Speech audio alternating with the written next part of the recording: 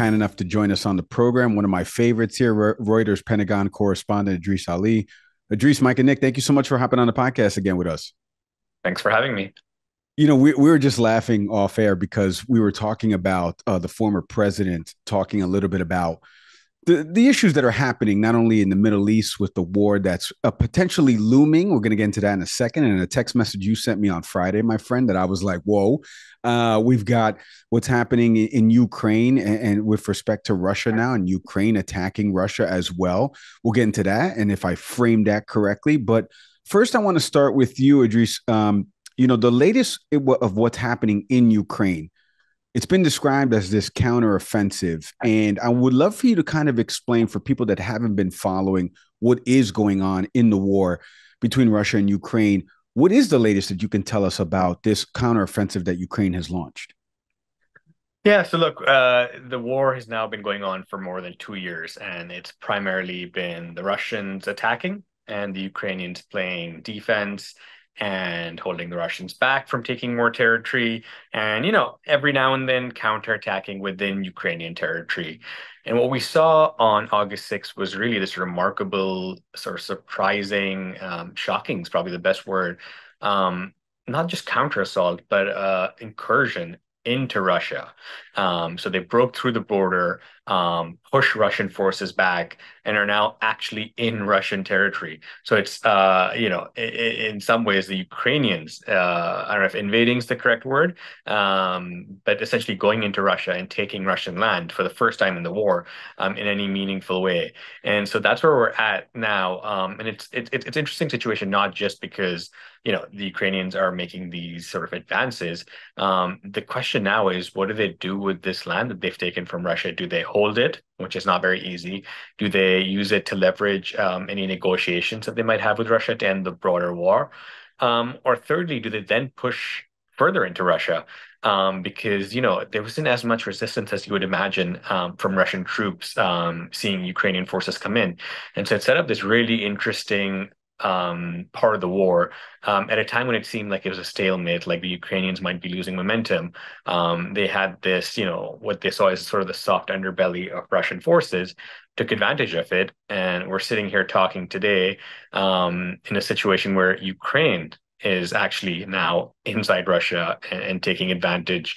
And honestly, let's see how far they can get in, because I think that there's some questions about how easy it is to move further in, because the Russians have started to dig in a bit more.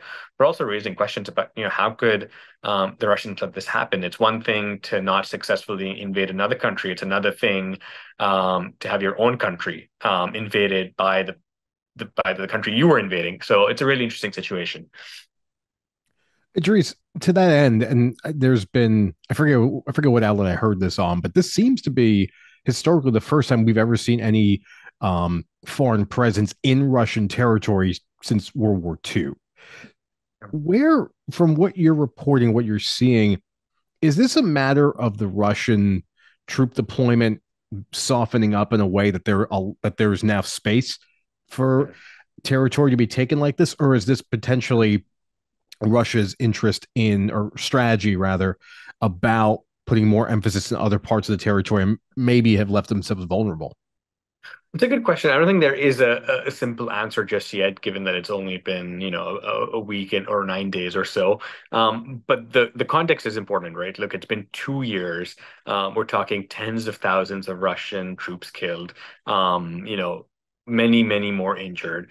Morale is low. They haven't had major successes, right? This was supposed to be a short war where Russia would take Ukraine, and instead it's, sort of this 2+ year quagmire that Russia stuck in. So there's definitely the issue with the military, issue with morale.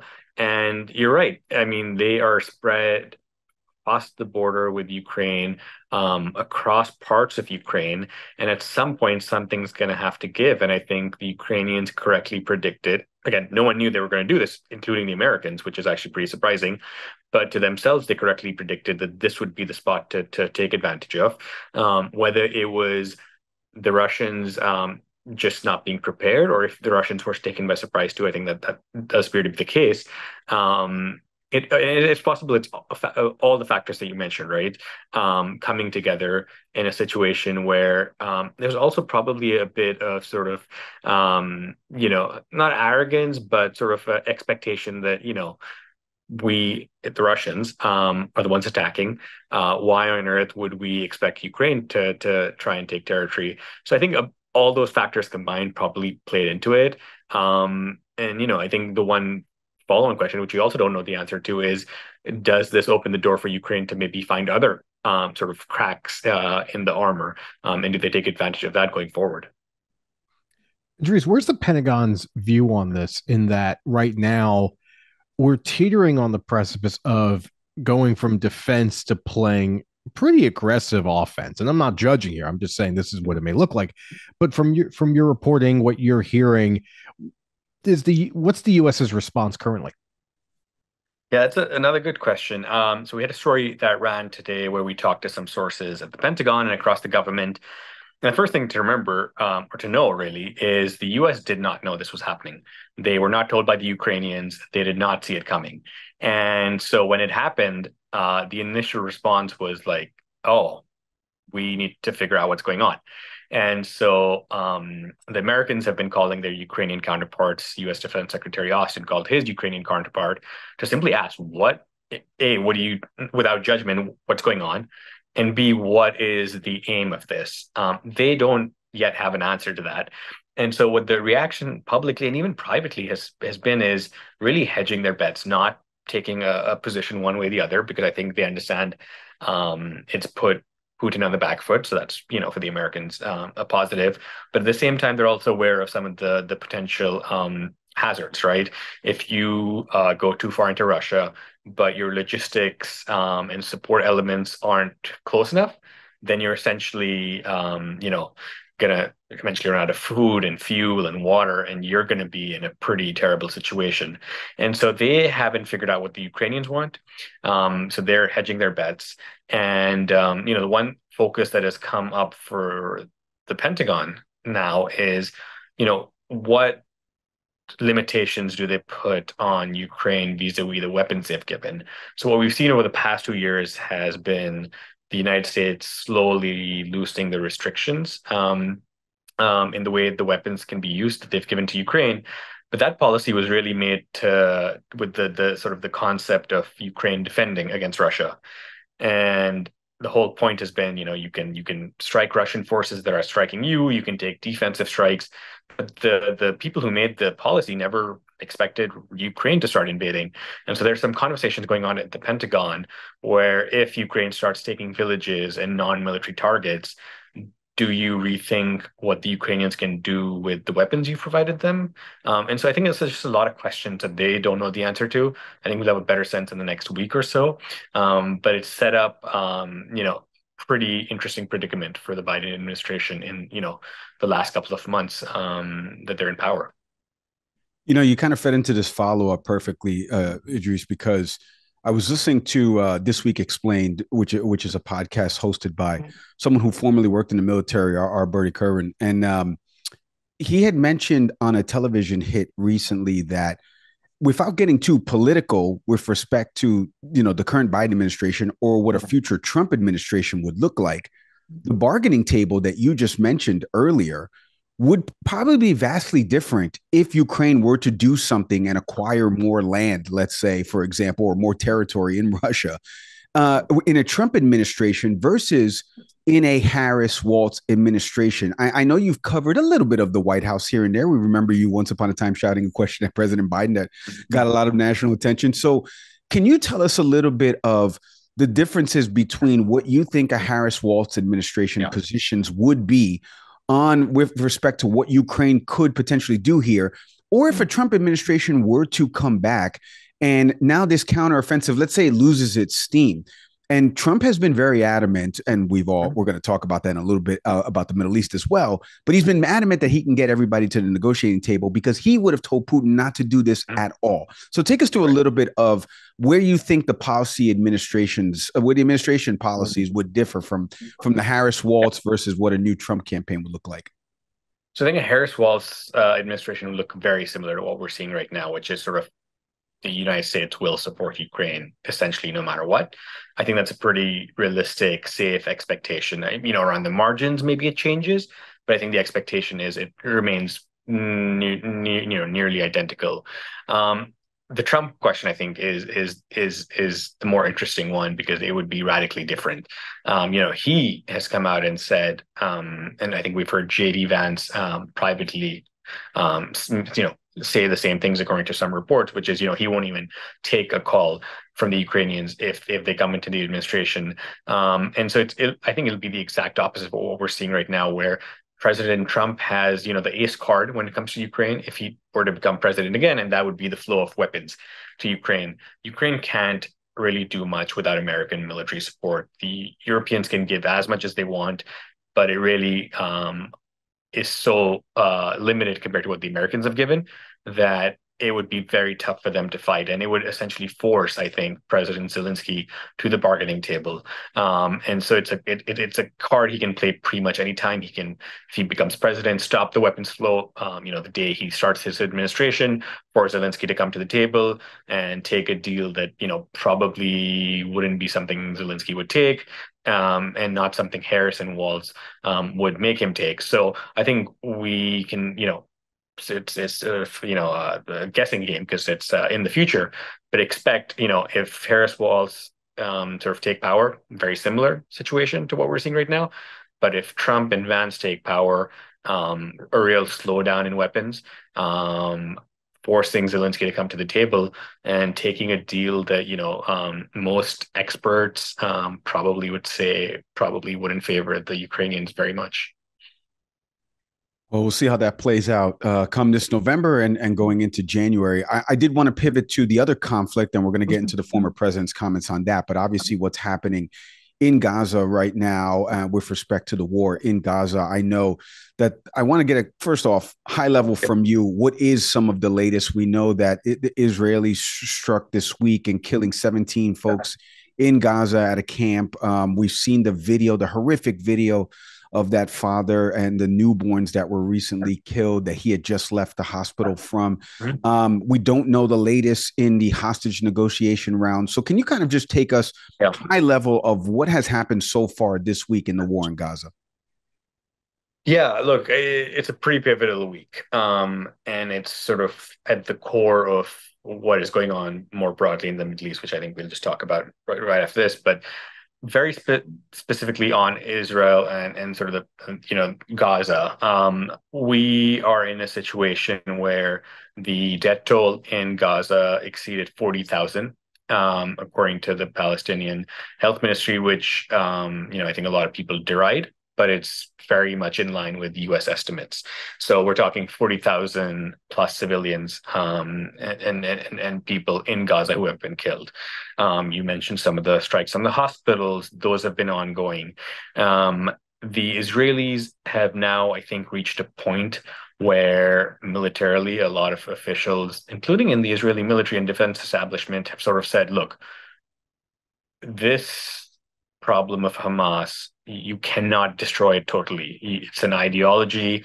They've got tunnel systems. Militarily, you're not going to win the war. You're not going to end Hamas, like Netanyahu has said.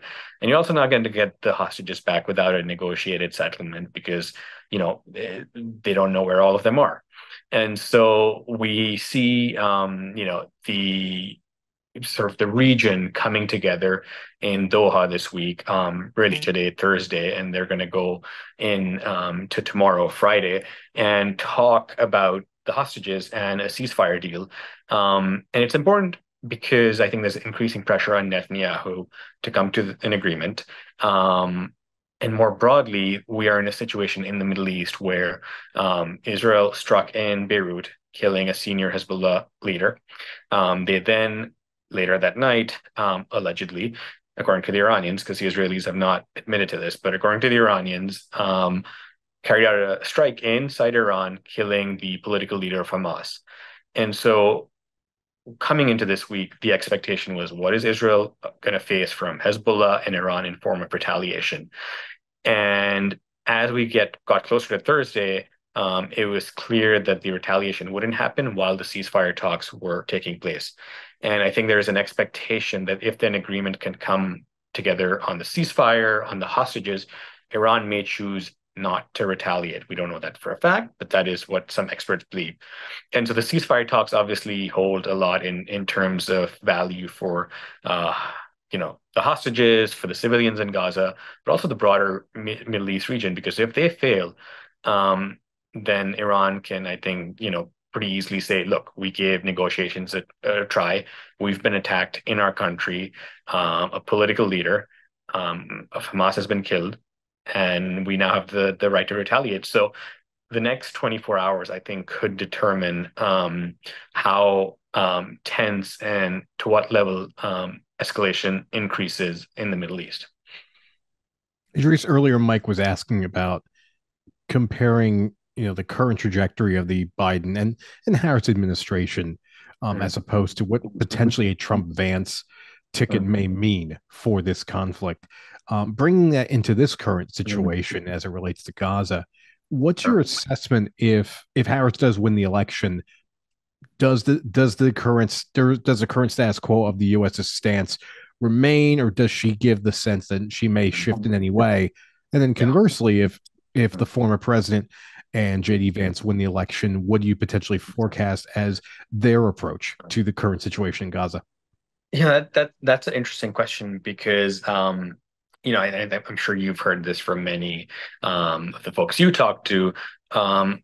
A lot of people, especially Muslims, Arabs, and people in the region really see Biden and what he's done in Gaza in support of Israel as being really, really one-sided, being really pro-Israel, to the point where I think before he dropped out of the race, I think a lot of people were considering not voting for him in those communities because of his support for Israel in the way it's been so full-throated, it's been unapologetic. And so if Harris and Walz come in, I think that's going to be a really interesting situation. I don't know the answer. I don't know if they know the answer, but I think most pundits see Harris as maybe more, still pro-Israel. I think that's a pretty safe assumption, but sort of more aware of sort of the not just the shortcomings of the current Israeli government, but the fact that in many ways they are seen as taking advantage of the United States. The United States says it's a partner that will forever be there. Well, if the government in Israel is doing everything to sort of maybe not insult, but really, stick it to the Americans, do you have the same level of support, or do you call out the ally? I mean, I think the expectation is that Harris might be more willing to do that. I think even after her meeting with Netanyahu, her comments were seen as at least being more empathetic, which is something a lot of people felt wasn't the case with Biden when it came to people in Gaza and the Palestinians. The Trump Vance thing is also sort of an unknown because, look, we know Trump is going to support Israel. He's made that very clear. He was, sort of the one who set up the Abraham Accords, opening up Israel's relationships with a number of Middle Eastern countries. But at the same time, it is Trump, and I think his sort of personal, maybe not ego, but his sort of view of himself is very important to him. And I think if he were to see Netanyahu sort of insulting him, taking advantage of him, I'm not so sure he would be sticking by their side in the same way that Biden has. And so I think the dynamics are going to be really interesting of that personal relationship. I think Trump has sort of publicly made comments about telling Netanyahu that, Netanyahu needs to end the war and quickly. And so it'll be really interesting to see how that plays out. And the one thing that we can expect to be consistent is the US is still going to defend Israel. So they're going to send weapons. I don't think that's something that's going to change regardless of who's in power. It's just, I think, how you talk about the other side, how you talk about the Palestinians and the suffering, that might vary a bit if depending on who wins. Idrees, you just touched on something there a couple minutes ago about Iran, and I wanted to get your reaction to something the former president said. Speaking of ego, he said something recently. I believe he was at Bedminster in New Jersey at one of his golf courses there, giving a speech earlier today as we're recording this. to some folks in the media. And I'm not sure if he was taking questions, but a lot of this was kind of making the rounds on social media. And he had mentioned something to the effect about Hamas and Iran and what he's going to do if he were to take back over. Because at the core of this, and you texted me the other day about, hey, I'm going to be able to come on if Iran doesn't attack. And I was kind of like, attack what? And so we'll get to that in a second. But I want you to react on the other side. So take a listen to what the former president said today. We would have never had Hamas because Hamas had no money, because Iran had no money. I said to China and everybody else, if you buy from Iran, you can't do business in the United States. And I'm not looking to be bad to Iran. We're going to be friendly, I hope, with Iran. Maybe, but maybe not. But we're going to be friendly, I hope. We're going to be friendly. But they can't have a nuclear weapon. They can't have a nuclear weapon. All right. So, Idrees, there's a lot there. A couple of double negatives, I think. So first, explain what he's trying to break down there about not, Hamas not being around and what he did policy-wise during his administration with respect to other countries and touching Iran. And then we're playing back into these hypotheticals because he's continuing to go back to his administration saying none of this happened. Now, again, factually, he is correct. There were no new conflicts, and he wanted to get us out of Afghanistan, and Biden continued that policy of no new wars. But now these are popping up. So take us through all of that and what he kind of said there in that soundbite. Yeah, it's tough to tell what exactly he meant because it sort of was, going around.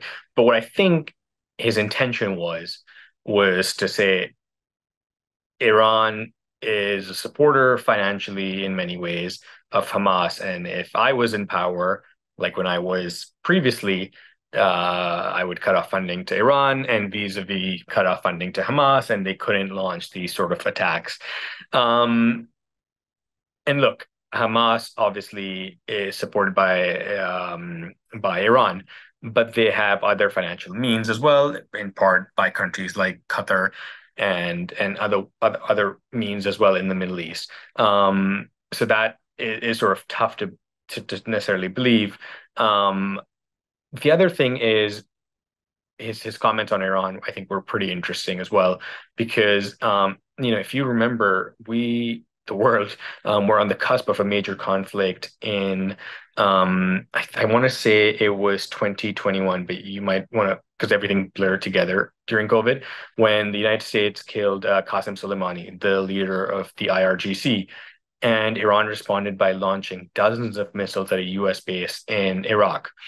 And that was a moment I honestly still think is about as close as the world has come to a major conflict between Iran and the United States in the Middle East in decades, probably ever, frankly.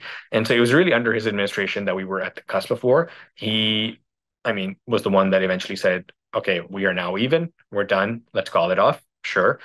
But things got really, really hairy and really, really tricky when he was president. So this idea of, look, we want good relations with Iran. He had 4 years. Sanctions were tightened. The Iranians were really, really unhappy with them. And we had a situation where both countries nearly went to war. So I think that one's a bit tougher to believe. When he was president, in line with your previous question, what would happen to Israel, Gaza, if Trump came into power? He did a lot for Israel, I think, when he was in power. The Abraham Accords, he moved the embassy to Jerusalem, a lot of things that I think a lot of people would see as being really pro-Israel, diminishing the rights of Palestinians in Gaza and the West Bank. And so, it's one of those situations where if he were to come into power again and based on what he's saying right now, I don't think he would do any favors to Hamas. He didn't do any favors to Hamas when he was president last time. But how much energy he actually put into destroying Hamas when he was in power, I think it's pretty limited. I don't think much attention was paid by him to that group. Idrees, one of the things that I wanted to ask you here, and it's more of friend to friend, but also knowing that you sit in a room sometimes with some of these folks that are leading departments at the Pentagon, Department of Defense. You've traveled with the Secretary Austin. So you're asking these questions that the American people want answers to. And I saw earlier today, and we've posted this up, and you can follow Can We Please Talk podcast on IG. We posted up something by Fox News war correspondent Trey Yingst, friend of the show, who posted something, and I want to read it here, and then I kind of want to ask a question afterwards, but you can check this out. It says, you can have empathy for Palestinian children who are killed amid war and empathy for Israeli children who were killed on October 7th. You can express concern for the Israeli hostages being held in Gaza and for Palestinian civilians who are suffering. Don't lose your humanity. And in that vein, Idrees, I'm seeing these images sometimes before I go to bed. The BBC News, Al Jazeera, your outlet, and Reuters are ones that I truly trust to cover foreign conflicts, including PBS as well. And just seeing some of these images coming out, we talked about the hospital bombing and the father, who lost his 2 newborns and his wife. And some of this stuff is really heart tugging. But then there's also the other part where you start to think about some of the family members who still have hostages remaining, and there's no end in sight. When you're interviewing and asking these questions of folks that are at the podium, and then the cameras turn off, everybody turns off their recorder and off the record, what are some of the things that you're potentially hearing about an end in sight to all of this? Is there something that somebody can grasp on? You mentioned that this was a big week, but nothing has come out of this yet at the end of this week. Are we just spinning our wheels here? Are we never going to see anything in sight? Or do you get tidbits fed to you of like, there is some progress, there is a light at the end of this tunnel? I'll be honest, I think there's optimism is not the right word. There is and maybe hope's not even the right word. There is a very realistic, pragmatic belief, I think, across the US government that this is not a terribly tough issue to bring to an end. The negotiations have been going on for a long time. There are there are differences, but there is a sort of framework in place. And it's just some of the details that need to be worked out. Now, those details have been unworkable for the past few months, right? So it's not something that's easy. But I think there's also this sort of, it doesn't always come out publicly by these officials, but we always have sources telling us this. The real expectation that if Netanyahu wanted to take a deal, he could take it. It wouldn't be the deal he wanted. It probably wouldn't be the perfect deal, but there is a deal in place that he could take. And there's a belief that if he sort of accepted it, Hamas may begrudgingly accept it as well. Because there is a sense that, look, as unable as the Israelis have been to destroy Hamas is weakened. And so they are in a situation where I think they want this to potentially end now. The belief, and this is maybe more of a theory than a sort of concrete facts, is politically Netanyahu survives in government as long as this sort of situation goes on, because once this ends, the sort of focus turns inwards, right? How did October 7th happen? How do you, let a situation happen where, Hamas militants are overrunning Israel? Who is going to be accountable? And Netanyahu himself has said there has to be accountability once the war is over. And so I think, officials sort of see the situation and say, well, if it doesn't end anytime soon, there doesn't need to be this accountability in Israel. And so, I think there's genuine belief that there is a negotiation and an agreement that is possible. You just need to get to a place where enough pressure is placed on both sides, including Netanyahu, to make that agreement. Now, that's quite tough to do if, on the one hand, you're saying, hey, Bibi, you have to come to the agreement, and then the next day you send a weapons package worth X billions of dollars, right? The leverage and the use of it, I think, is a mismatch. And I know there's been reporting saying Biden has been privately pushing Netanyahu to come to an agreement. But if that isn't backed up by policy on weapons, by public pronouncements that are as strong, it raises the question, is leverage being used in the way it should be to come to that agreement? Does fantastic work, man. You can check out all of his work over at Reuters.com. Follow him on social media. Man's got thousands of followers on Twitter. We are some of those. Idrees, can't thank you enough for hopping on the program, always giving us time, man. Continued success to you. Please stay safe, buddy. Yeah, thanks for having me.